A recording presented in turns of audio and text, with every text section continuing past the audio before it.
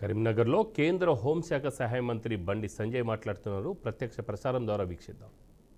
పాఠ్యం అనేది ఇలా అగ్రవర్ణాల్లో పేదలను కూడా వదిలిపెట్టలేం. మనం వాళ్ళకు కూడా రిజర్వేషన్ సౌకర్యం కల్పించిన ఘనత భారతీయ జనతా పార్టీ. కానీ భారతీయ జనతా పార్టీ అంటేనే పేదల పార్టీ. ఇవాళ కొంతమంది వచ్చి ఇలా అందరూ అదే మేము బీసీలకు ఇది చేస్తాం, మేము బీసీలకు ఇది చేస్తాం, మేము ఎలక్షన్ రాగానే బీసీలు గుర్తొస్తారు. ఈ ఎలక్షన్లు పోయినాయంటే కదా బీసీలు గుర్తురారు. ఇక మరి బీసీలకు పోయినసారి రాజశేఖర రెడ్డి గవర్నమెంట్ అప్పుడు 4% రిజర్వేషన్లు ఇచ్చి బీసీలను మోసం చేస్తే ఏ పార్టీ మాట్లాడలే.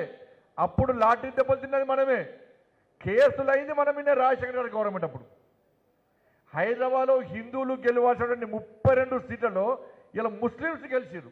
కారకులు బీసీలకు అన్యాయం చేసింది ఎవరు? అప్పుడు కాంగ్రెస్ పార్టీ. మరి ఇప్పుడు పోటీ చేస్తున్న వాళ్ళు ఎవరైనా బీసీల గురించి మాట్లాడారా? మాట్లాడింది మనమే.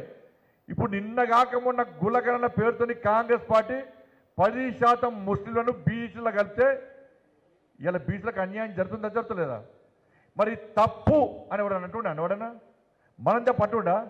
మరి బీసీలకు అన్యాయం జరిగితే మాట్లాడిన వాళ్ళు ఇలా బీసీలు అని చెప్పి కాంగ్రెస్ వాళ్ళు ఇక వేరేటోళ్ళు బీఎస్పీ వాళ్ళు వీళ్ళొచ్చి మేము బీసీ అంటున్నారు. మోసపోద్దన్న.